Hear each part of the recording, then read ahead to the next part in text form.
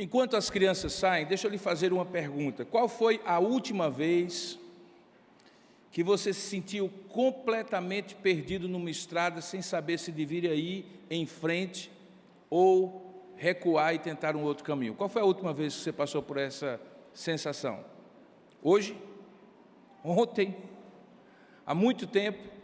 Não importa quão demorado já passou, quanto tempo já passou, mas o fato é que aquela sensação de que você não tem um mapa, mesmo com os recursos modernos, e que você talvez tenha pego o caminho errado, não sabe se deveria ir em frente ou retroceder, é talvez uma das experiências mais assustadoras para nós.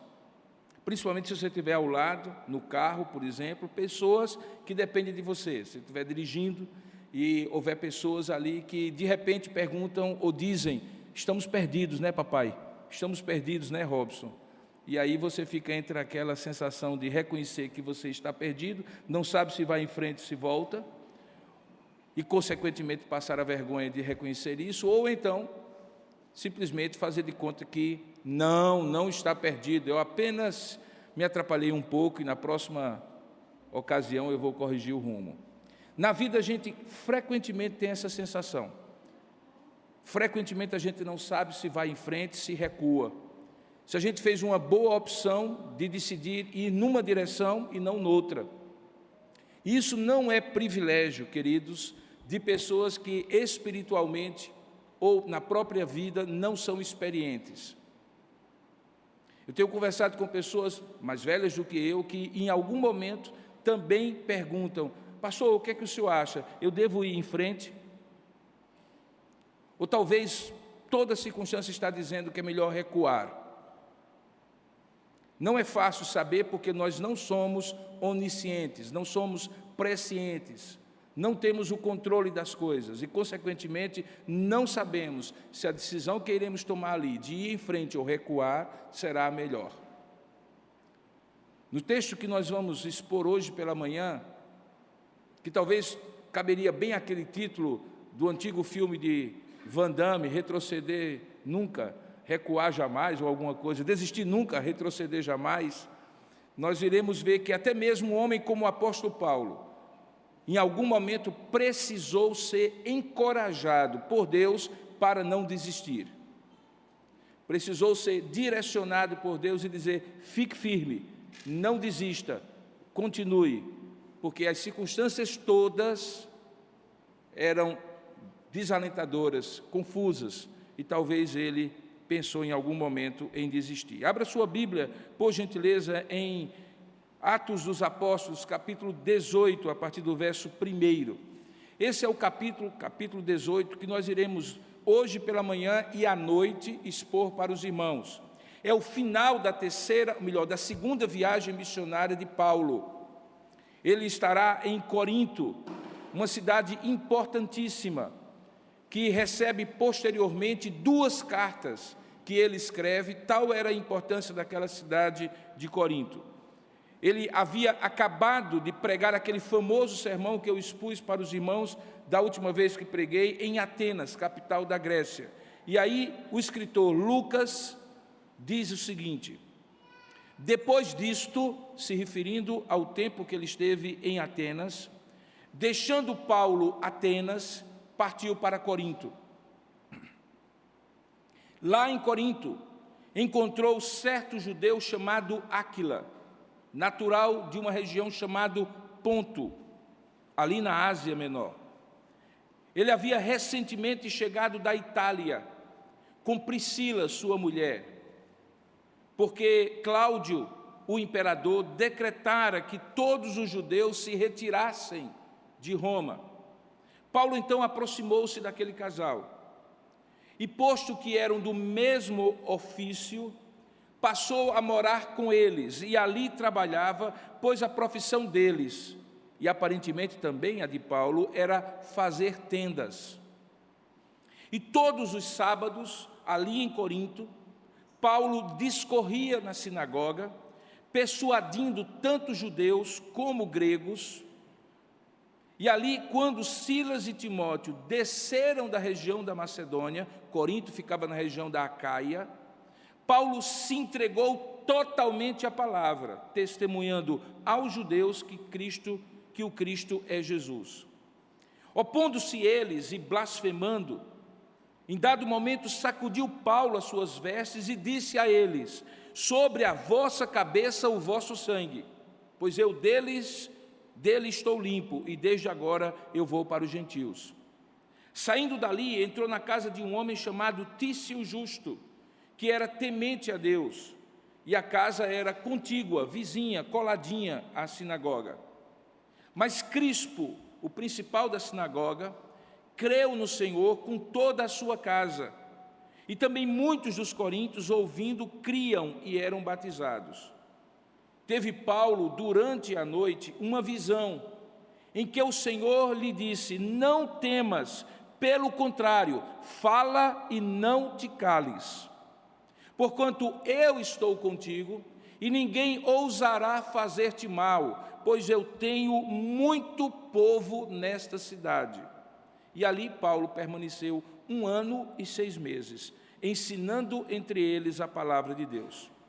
Quando, porém, Gálio era procônsul da região da Acaia, onde estava Corinto, levantaram-se os judeus concordemente contra Paulo e o levaram ao tribunal, dizendo assim: este aqui persuade os homens a adorar a Deus de um modo contrário à lei.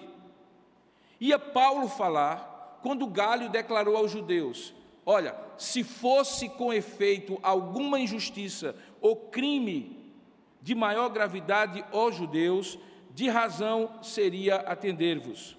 Mas se é questão de palavra, de nomes, da vossa lei, tratai disso vós mesmos. Eu não quero ser juiz dessas coisas. E os expulsou do tribunal.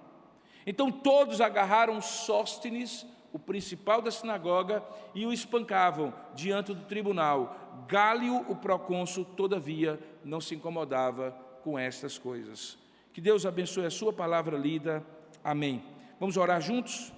Ó Deus amado e querido Pai, nós rogamos agora a Tua bênção, na medida em que estamos para ouvir a Tua voz, pela exposição da Tua palavra, que é lâmpada para os meus pés, para os nossos pés e para os nossos caminhos. Pedimos que a nossa mente seja completamente santificada e purificada agora, para compreendermos o que a Tua palavra nos ensina. Não se trata, e nós sabemos disso, ó Pai, simplesmente de interpretar um texto, como outro qualquer, mas de ouvir a Tua voz na medida em que a Tua palavra é exposta. Para isso precisamos não de inteligência, mas de sabedoria, aquela que vem do alto, iluminada pelo Teu Espírito, que nos permite ver o texto na medida em que o Senhor deseja que nós vejamos, para tirar dele a lição que o Senhor separou para nós nesta manhã. Portanto, ó Deus, abre o nosso entendimento, ilumina a nossa mente, fala conosco. É o que nós oramos em nome e para a glória de Jesus. Amém. Corinto, naquela época, era uma cidade de 200 mil habitantes. Não era das maiores cidades, mas era das mais importantes. Porque ainda hoje, nas ruínas que você consegue ver quando vai à região da Acaia, você percebe que ela está exatamente no lugar que é estratégico para a transmissão e a passagem de navios, de bens e de serviços, desde aquela época de Paulo. Ela fica exatamente ali, numa ponta da península do Peloponeso, separando uma parte que é a maior dela, que é a região grande da Acaia, que depois, um pouco acima, vai estar na Macedônia, daquela partezinha final, e ali, passando entre uma e outra, existe ainda hoje o canal de Corinto, uma das ligações mais importantes, ainda hoje, para a passagem de navios e de tráfego de comércio e de serviços e assim por diante. Paulo sabia disso, e como ele havia feito em outros momentos, aquela cidade era estratégica para alcançar com o Evangelho, mas não apenas pelo seu aspecto comercial, mas também pela sua condição espiritual. Em Corinto havia um dos maiores templos à deusa Afrodite, Diana, a deusa do amor. Aquele templo tinha, segundo alguns comentaristas, mais de 1000 prostitutas cultuais, porque parte do culto de Afrodite era através de relações sexuais, supostamente em adoração àquela deusa, que era considerada a deusa da fertilidade. Por conta das condições espirituais e da estratégica posição dela, Corinto se tornou uma das cidades mais importantes para o ministério de Paulo. Ali ele passa, como você viu no texto, 1 ano e 6 meses. O segundo período mais longo que se registra na palavra de Deus que o apóstolo passou numa cidade, sendo superado apenas e tão somente pelo tempo que ele passou em Éfeso. Corinto, portanto, é um lugar onde a gente compreende em muito a mente do apóstolo, nesse finalzinho da sua segunda viagem missionária, que, como você deve recordar, tinha iniciado para ser uma viagem de confirmação dos irmãos na região da Galácia do Sul, na cidade de Antioquia da Pisídia, Icônio, Listra e Derbe, na parte meridional do que hoje é a Turquia. Aquelas primeiras igrejas foram as primeiras a serem revisitadas pelo apóstolo e confirmadas a fé, mas em dado momento, e você recorda, Paulo desejou expandir o seu ministério, chegou a ser impedido pelo Espírito, inclusive para ir nessa região de Ponto, de onde veio esse casal que nós vamos falar daqui a pouco sobre ele. Em dado momento, você recorda-se, na cidade de Troade, ele recebe, isso ainda na Ásia Menor, na atual Turquia, uma visão de um macedônio vestido com vestes características à noite, dizendo assim: passa a Macedônia e ajuda-nos. Ele atravessa o mar Egeu e chega do outro lado, onde hoje é a Grécia. Começa ali por Filipos, onde é plantada a primeira igreja cristã na Europa, na casa de uma mulher chamada Lídia, uma comerciante de púrpura. 2 outras grandes conversões são dramáticas naquela cidade, a do carcereiro de Filipos e de uma jovem adivinhadora, e ali surge a primeira igreja. Uma vez tendo entrado na Grécia e aberto a grande porta do Evangelho para o continente europeu, Paulo vai sistematicamente expandindo o seu campo de atuação. Planta uma igreja em Tessalônica. De Tessalônica deixa ali Silas e Timóteo, seus companheiros, e vai para Atenas. E em Atenas ele prega o seu famoso sermão. Agora, tendo deixado Atenas e descendo para a região mais na ponta da Grécia, na chamada região do Peloponeso, Paulo é recebido e se junta a esses 2 irmãos, Silas e Timóteo, que a essa altura, como diz o verso 5, tinham descido da Macedônia. Agora a equipe estava completa, Paulo, Silas e Timóteo. E na cidade de Corinto, ele encontra outros com os quais ele não tinha tido ainda nenhum encontro. Eles são apresentados no versículo 2. É um casal, Áquila e Priscila. Eles vêm de uma região do Ponto, onde já havia judeus naquela época, tanto é que em Atos capítulo 2, no dia de Pentecostes, a região de Ponto é citada como uma daquelas regiões de onde tinha vindo homens judeus para adorar no dia de Pentecostes, quando o Espírito Santo desce sobre a igreja.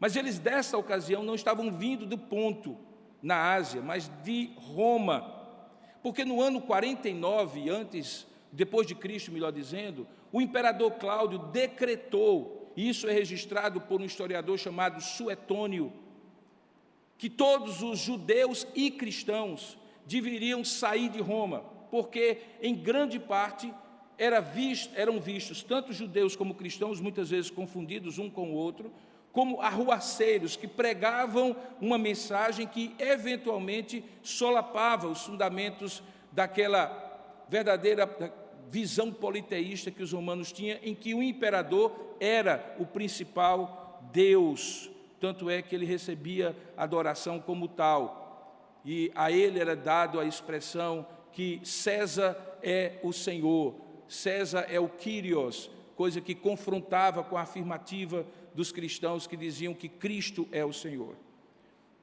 Desse modo, Áquila e Priscila fogem ou saem de Roma, e aqui os comentaristas, em grande parte, são unânimes em dizer, já saem como cristãos, e a razão disso é que quando Paulo escreve a carta dele aos Coríntios, ele não cita Paulo Áquila e Priscila como frutos do seu ministério. Agora ele os encontra na cidade de Corinto. E diz o texto que naquela ocasião, sozinho, certamente com uma limitação de recursos, Paulo entra em contato com eles, vai morar de favor na casa deles, e então entende e percebe que a mesma profissão ou ofício que eles tinham, que era de serem artesãos de tendas de couro, muito comuns na época, em que não havia estalagem, hospedagem, hotéis nem pousadas, e as pessoas tinham que carregar literalmente nas costas a sua tenda para que à noite, no caminho, pudessem armá-la e dormir até o outro dia, continuando a caminhada. Ele descobre então que tinha com eles, com aquele casal, isto em comunhão. E resolve então, para sustentar-se, enquanto provavelmente Silas e Timóteo desciam de Tessalônica com algum tipo de sustento que aquela igreja lhes havia dado, para compartilhar com o apóstolo. Diz o texto, no verso 3, que eles eram do mesmo ofício, que é muito comum entre judeus. Você lembra que Jesus era carpinteiro, assim como José. Você lembra que Tiago e João eram pescadores, porque eram filhos de um pescador chamado Zebedeu. Era comum naquela época que pais passassem ofícios aos filhos. Provavelmente Paulo havia aprendido o ofício de construir, de montar, de fazer tendas a partir de couros de animais. Mas enquanto ele estava nessa situação, precisando comer a partir do seu próprio trabalho, como qualquer outra pessoa, no entanto, Paulo não deixava de ter a visão da sua missão. E aqui talvez, irmãos, haja a primeira lição desse texto. É que a nossa missão frequentemente independe das circunstâncias favoráveis que nós tenhamos para cumprir, e frequentemente se utilizará dos meios disponíveis para que nós possamos fazer a missão. Não existe uma situação ideal em que alguém, com as condições perfeitas de temperatura e pressão atmosférica, resolve ser missionário. Na verdade, aqui a gente tem uma lição muito importante, que é a lição de que ser missionário não é incompatível com você ter um ofício normal e tranquilo em relação ao seu sustento. Na verdade, aqui diz mais ainda do que isso, diz que é favorável que você compreenda a sua profissão e o seu ofício, seja ele qual for, como um meio pelo qual você cumpre a missão. Seja um fazedor de tendas, expressão essa que, inclusive, nos meios missiológicos hoje, é uma expressão usada para designar aqueles missionários cada vez mais comuns e necessários em fronteiras fechadas no mundo atual, que têm uma profissão, às vezes são pedagogos, educadores, enfermeiros, e que entram em lugares onde não entrariam como missionários cristãos, mas entram como profissionais.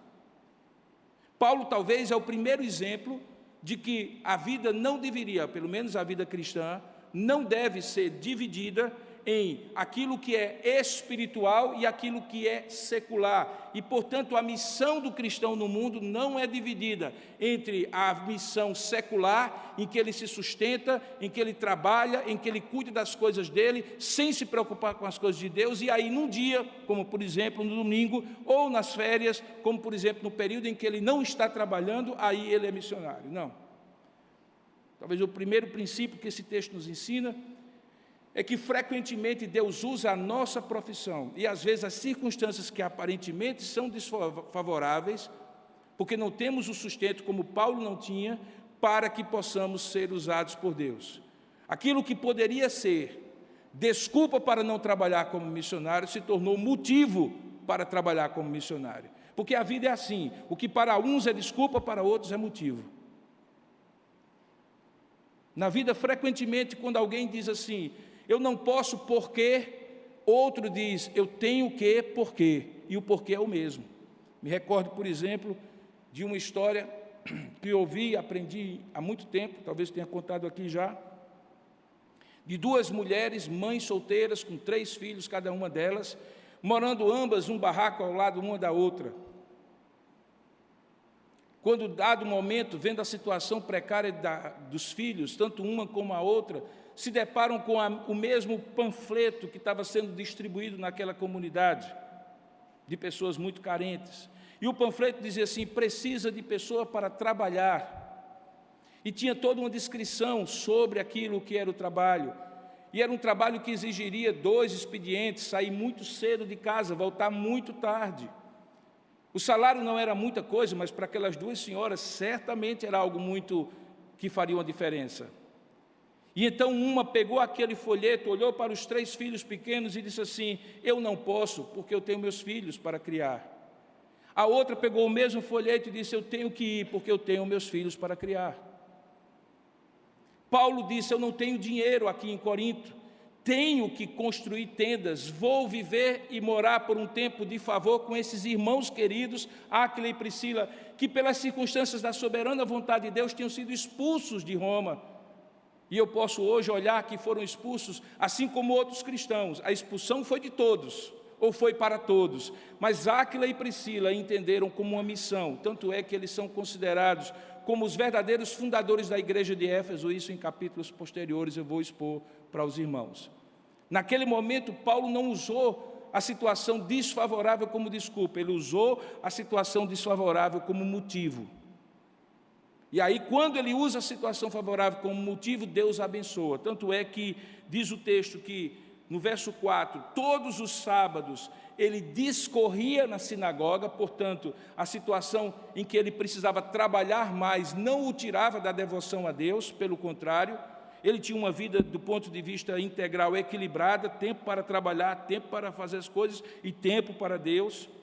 E a sua missão como judeu, mas um judeu que era convertido ao cristianismo, era persuadir tanto judeus como gregos. Essa expressão gregos significa pessoas que não eram judias de origem, mas eventualmente, mesmo falando grego, por isso recebeu o nome de grego, eram interessados no evangelho, ou melhor, na doutrina judaica, e por isso frequentavam a sinagoga. Quando então as circunstâncias mudaram, Silas e Timóteo, veja aí no verso 5, desceram da Macedônia, e aí há uma expressão muito interessante: Paulo se entregou totalmente à palavra, testemunhando aos judeus que o Cristo é Jesus.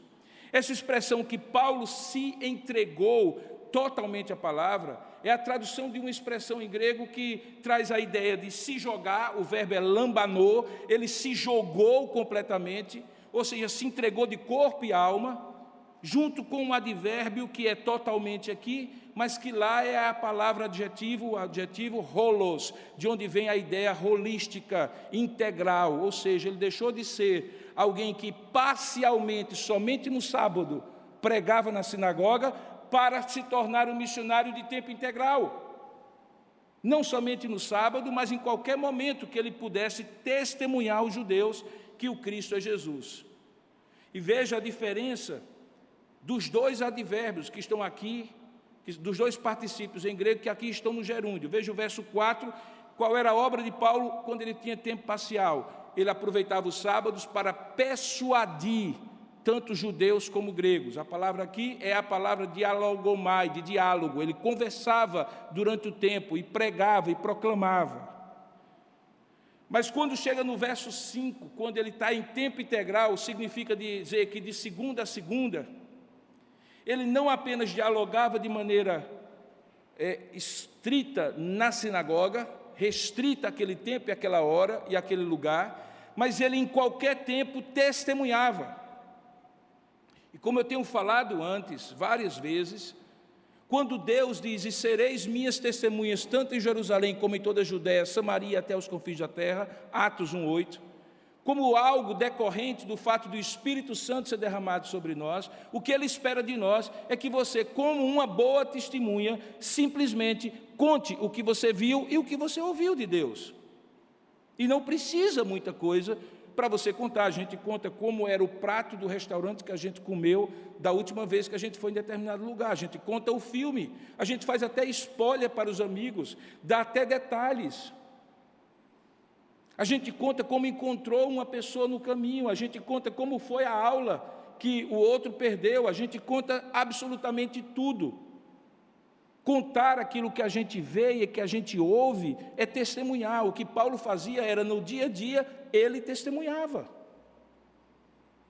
Isso nos dá a segunda lição desse texto, que é a lição de que, além de, independentemente das circunstâncias serem favoráveis ou não, a nossa profissão, a nossa ocupação na vida deve ser instrumento para cumprir uma missão, independentemente das circunstâncias.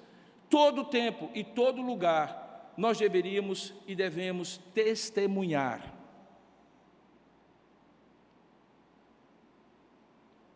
Recentemente eu almocei com um querido professor do meu tempo de seminário, reverendo Elias Medeiros. Hoje aposentado, foi professor durante muito tempo nos Estados Unidos, foi professor no Seminário Presbiteriano do Norte, é daqui da Igreja Presbiteriana de Torrelândia, de origem. E ele tem uma expressão, ele dedicou grande parte do seu trabalho acadêmico, mesmo sendo missionário de campo, ele foi missionário na Transamazônica, na época da abertura da Transamazônica. Ele tem uma expressão muito interessante, ele disse assim: quando Deus nos envia para pregar o Evangelho até os confins da terra para nós deveriam ser do outro lado do mundo, mas também do outro lado da rua.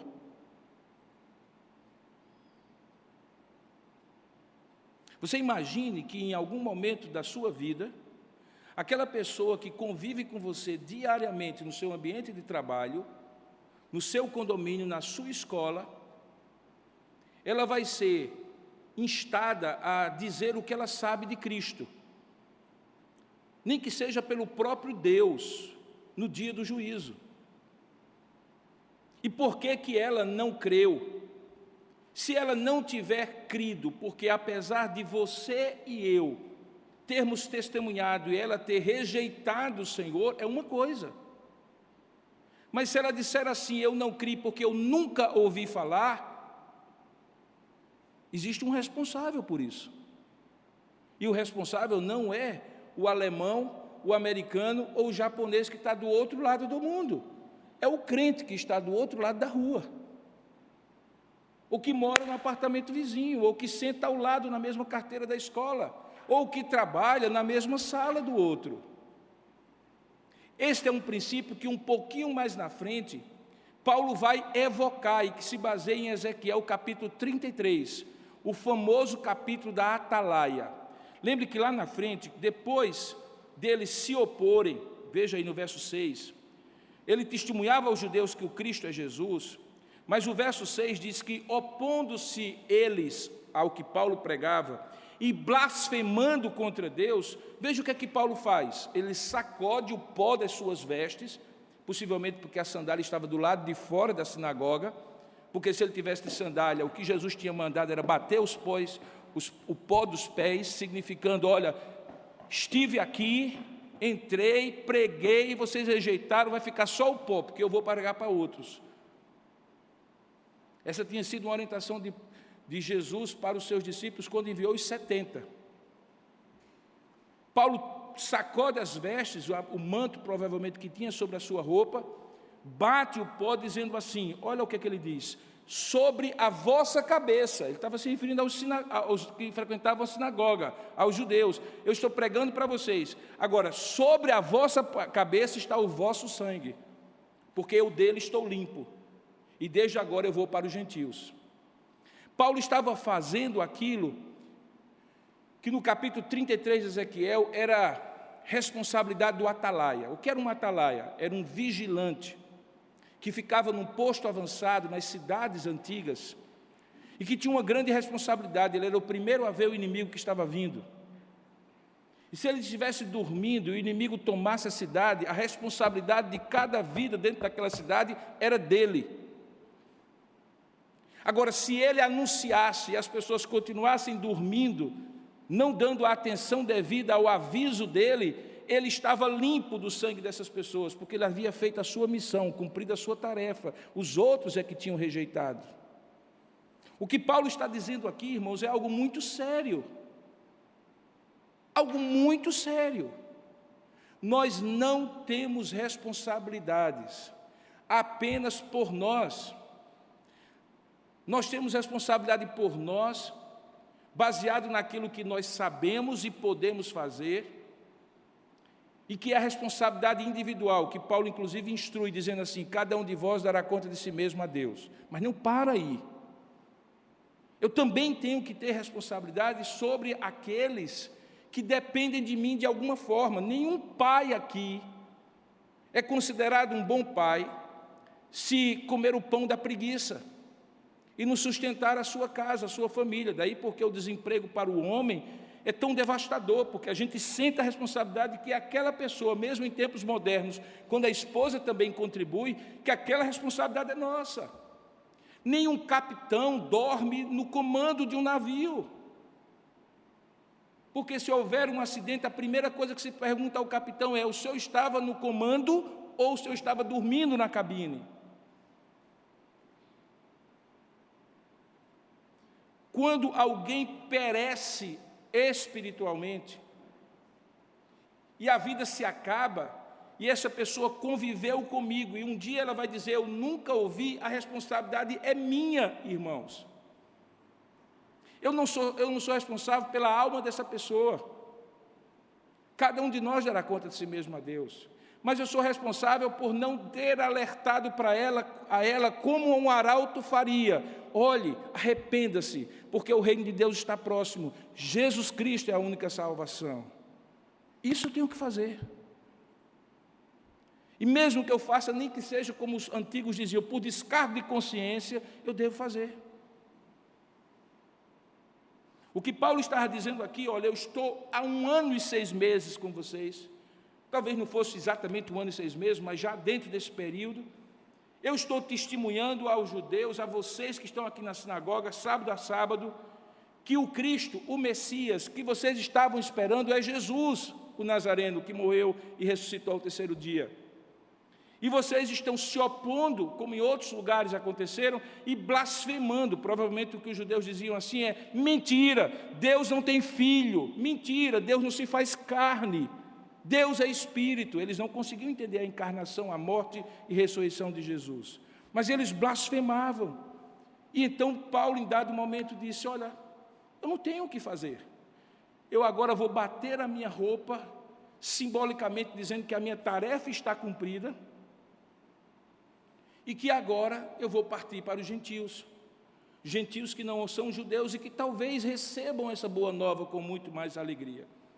E aí, saindo da sinagoga de Corinto, uma sinagoga relativamente grande, ainda hoje, em 1898 foram descobertas plaquetas daquela sinagoga com o nome do líder dessa sinagoga, que é citado aqui. Saindo dali, então entrou na casa de um homem que era vizinho à sinagoga, chamado Tício Justo. Veja aí o verso 7. Ele era um homem temente a Deus, não era judeu. Ele é aquele vizinho que você tem, que respeita você como crente. Ele talvez não vá para a igreja com você, mas ele é temente a Deus.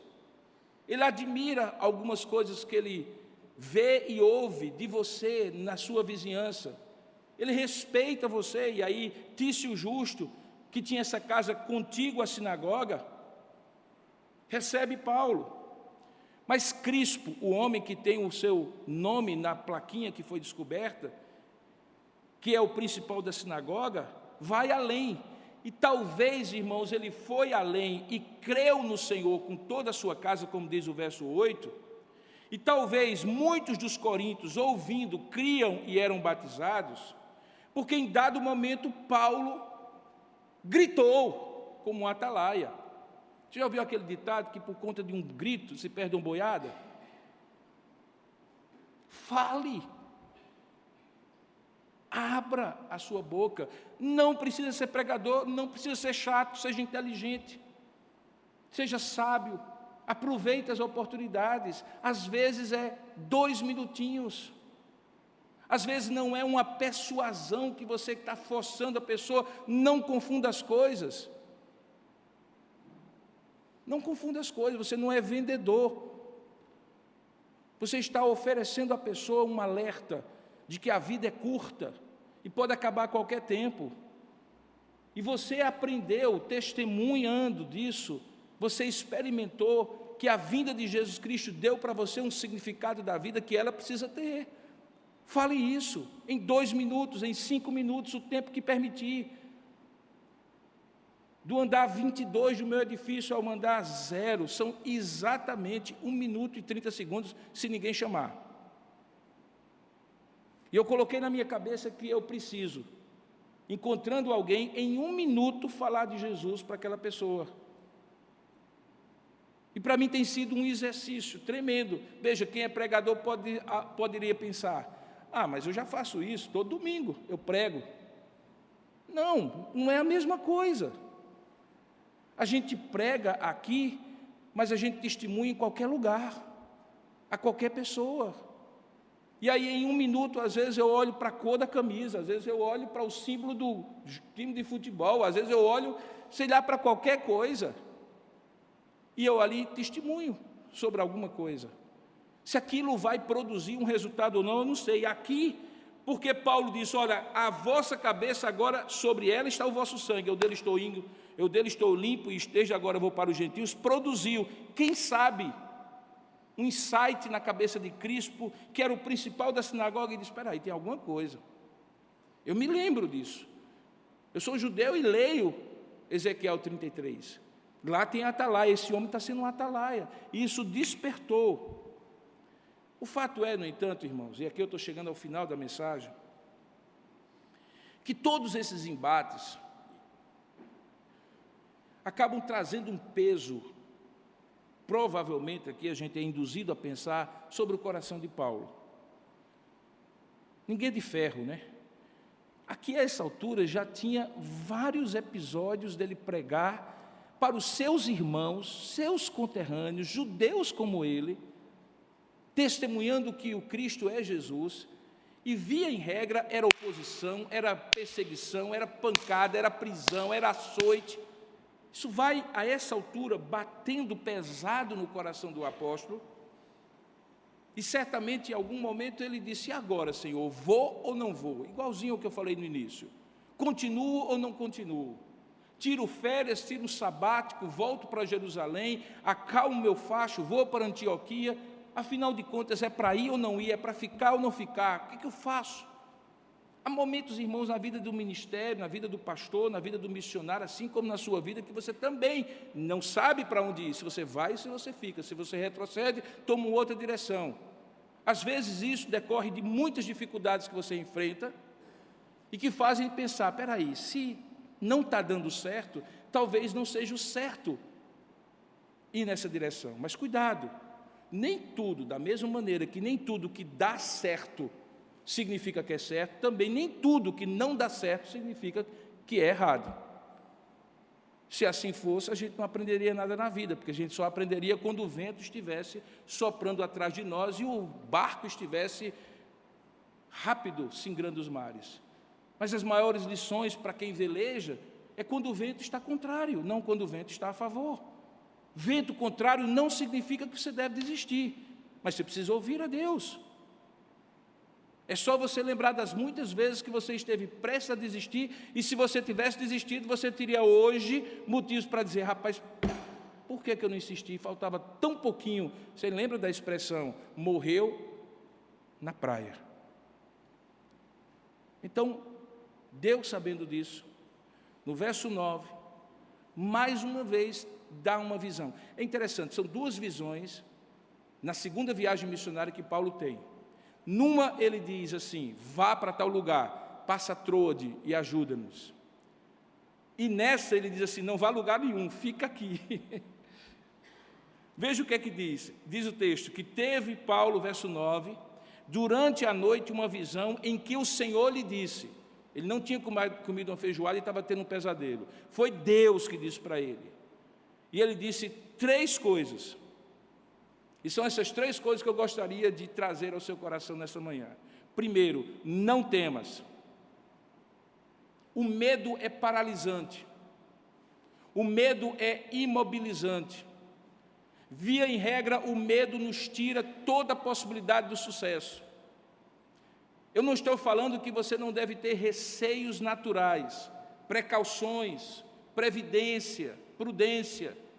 Mas este medo, contra o qual Deus queria que Paulo lutasse, ao dizer não temas, e essa expressão você já ouviu outras vezes, era a expressão preferida de Jesus, quando ele se encontrava com os discípulos e ele via que havia situações contrárias. Lembra no barco, quando o mar estava encapelado, e ele veio andando sobre o mar, a primeira coisa que ele foi e disse foi: não temas, paz seja convosco.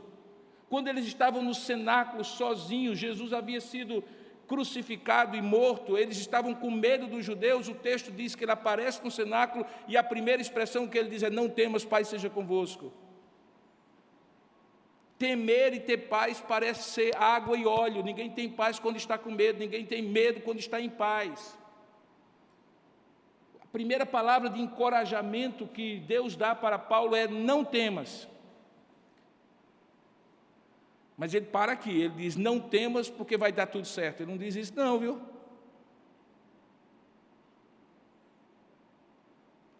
Ele não diz isso não. Não é não temas porque vai dar tudo certo. É não temas, no verso 10 ele dá razão, porquanto eu estou contigo.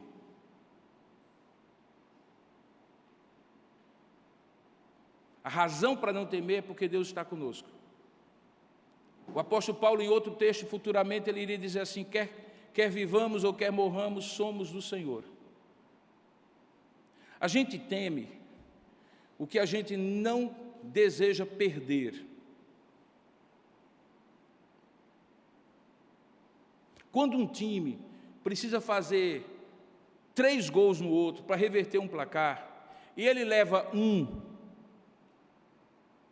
ele substitui os 2 zagueiros, ele tira o volante, ele coloca atacantes, e normalmente a expressão no futebol é: perdido por 1, perdido por 1000, porque já não vai ter motivo de se defender, tem que atacar para reverter. O que Paulo está dizendo é: se você não tem o que perder, você não tem o que temer. E o que Paulo tinha a perder? Nada. Em dado momento, quando ele escreve aquelas primeiras igrejas aos Gálatas, ele diz assim: já estou crucificado com Cristo, vivo não mais eu, mas Cristo vive em mim, e a vida que agora vivo na carne, vivo na fé, no Filho de Deus que me amou e a si mesmo se entregou por mim. Você não tem a vida, querido, desculpe lhe dizer. Se a pandemia não lhe deixou isso claro, você não tem a vida, você não tem dinheiro, você tem uns numerozinhos que aparecem no seu aplicativo. Se der um tilt no sistema mundial de dinheiro, você vai ter que plantar ou fazer tendas, ainda mais hoje. Eu descobri semana passada que pela primeira vez, em pleno mês de abril, semana passada, eu coloquei pela primeira vez uma nota de R$1 no bolso, em 2022. Não sei nem mais como é ter dinheiro no bolso, porque hoje todo o dinheiro é digital, mas se der um tilt no seu banco, der um tilt no sistema global, você vira pobre de Jó. Você não tem dinheiro. Você tem saúde, mas a saúde que você tem é tão precária que basta que alguma coisa aconteça nessa bomba aí chamada coração, que eu não diria que é uma bomba relógio, embora tenha um tic-toc assim bem marcado, acabou. Um jovem presbítero de uma igreja em São Luís do Maranhão voltava de uma viagem com a família, ele tem 20 e poucos anos, menos de 30 anos, dos Estados Unidos, coisa de 3 semanas atrás. Chegou em Fortaleza, onde o voo dele iria fazer uma conexão para São Luís. E porque a família estava cansada, ele trocou a passagem e resolveu passar um dia em São Luís para eles descansarem. E no dia seguinte, de manhãzinha cedo, foi ao hotel, estava no hotel, tomou o café e resolveu fazer um passeio naquela orla ali de Fortaleza. Esposa, ele e 2 filhinhos pequenos. Queriam atravessar a rua, o sinal estava vermelho. Ele ficou esperando. Quando o sinal abriu, a esposa foi na frente e sentiu um peso. Ele tinha caído. Um coágulo, possivelmente da viagem longa que ele tinha feito, tinha subido para o cérebro e pá! Quem garante que isso não pode acontecer agora comigo que estou pregando essa palavra, ou com você que está me ouvindo? Vida, saúde você não tem. Se você não tem, você não pode perder. Se você não pode perder, não precisa temer. Porque a minha vida e a sua estão nas mãos de Deus cada segundo da nossa existência. Dinheiro, a mesma coisa. Pessoas nós temos e não podemos perder apenas porque elas deixarão de existir, mas porque elas poderão deixar de nos amar. Quantos casamentos são desfeitos anos depois, 40, 50 anos, eu já tenho visto isso. A pessoa olha para o outro e diz, não amo mais, estou indo embora. Filhos, você os cria com todo o carinho e dedicação, e eu sei que não é uma boa mensagem para o Dia das Mães, mas um dia eles vão bater asas e voar. E você não os terá mais, porque uma vez eles tendo saído, eles nunca mais voltam do mesmo jeito. Novidade para você, para mim já não é mais. Eles não se sentem mais em casa. Os meus vêm e passam uma semana. É uma maravilha. Comem empadinha Barnabé, sorvete na Friberg, gostam de ir para a praia de Intermares, curtem aquele ventinho da varanda. Quando passa uma semana, 2 no máximo, começa a dar um cri-cri-cri no pescoço, começam e vão embora. E deixa o pai e a mãe. A gente não tem nada na vida, irmãos. Não há o que temer. Porque só se teme aquilo que se pode perder. E nós não temos nada a perder. Mas temos um que nós não perderemos jamais. Esse um que nós não perderemos jamais é o Senhor Jesus. Deus então diz para ele, não temas, eu estou contigo. E dá uma ordem, fala e não te cales. Fala e não te cales. Paulo, a essa altura, devia estar pensando assim, Senhor, eu já falei o que tinha falado, eu soltei até a minha capa lá e bati a minha capa, esses homens aqui já ouviram. Talvez uma das perguntas mais difíceis que já me foi feita foi aquela pergunta, pastor, aquela parte que diz que nós não devemos dar pérolas aos porcos, quando é que a gente sabe que o cara na nossa frente não é ovelha, mas é um porco? Eu disse assim, dependendo da complexão física, já dá para descobrir logo, mas antes disso, pregue, fale e não se cale. Quando você tiver pregado tudo, falado tudo, testemunhado tudo, e não tiver mais nada para dizer, aí ok. Mas frequentemente, irmãos, a primeira resistência nós nos calamos. Ou ficamos com aquela cantilena cansativa de repetir as mesmas coisas como se fôssemos caixinhas de música. Persistir é diferente de perseverar. Persistir, às vezes, tem um sentido de você ir sempre na mesma direção, da mesma forma, no mesmo tempo. Às vezes, persistência é teimosia, simples. Perseverança é mais fazer o mesmo, mas às vezes de maneiras diferentes, em tempos diferentes, com abordagens diferentes. Seja perseverante, não seja apenas insistente. Fala e não te cales. E aí, ele fala algo que para mim é fenomenal. Ele diz assim, ninguém ousará fazer-te mal, e nesse caso aqui não fez mal a outros, mas não a Paulo, pois eu tenho, olha o que é que ele diz, eu tenho muito povo nesta cidade. Paulo não sabia, mas Deus sabia. Corinto se tornou uma das igrejas mais vibrantes do Novo Testamento. Tinha muitos problemas lá, mas uma coisa que não tinha em Corinto era a dificuldade da igreja crescer. A igreja cresceu muito, se tornou muito importante, porque havia muito povo naquela cidade. Deus sabia, Paulo não. E quando Deus sabe alguma coisa e você não sabe, é bom você aprender com quem sabe.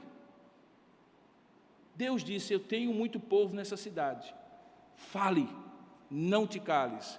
Ele falou e não se calou. E aí é quando o texto diz que ele passou 1 ano e 6 meses naquela cidade. Isso era uma eternidade para um sujeito como Paulo, irmãos. Era um ministério de 25 anos para um pastor moderno. Ele ficou ali 1 ano e 6 meses ensinando entre eles a palavra de Deus.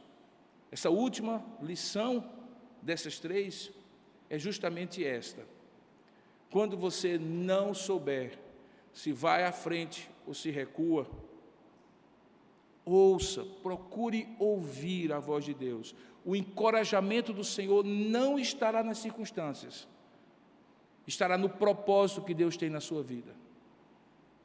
Parte desse propósito tem a ver em retirar o seu medo para você enfrentar os seus desafios. Parte desse propósito tem em antecipar para você qual é o propósito que Ele tem em você permanecer ali. Eu gosto muito, irmãos, de uma ideia, e eu estou terminando dizendo o seguinte: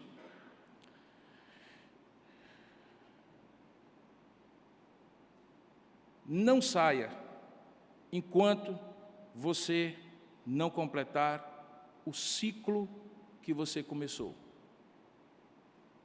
Essa é a regra. Se Deus tem um outro propósito que vai se tornar a exceção, Ele vai falar para você. Mas, na regra, termine o que você começou. Feche o ciclo que você iniciou. Isso é fundamental, porque o arrependimento de você ter deixado uma coisa pela metade é muito mais doloroso do que você ter que enfrentar todas as lutas para completar aquilo que você começou. A experiência da vida mostra que você se arrepende com muito mais dor daquilo que você poderia ter feito e não fez, do que daquilo que você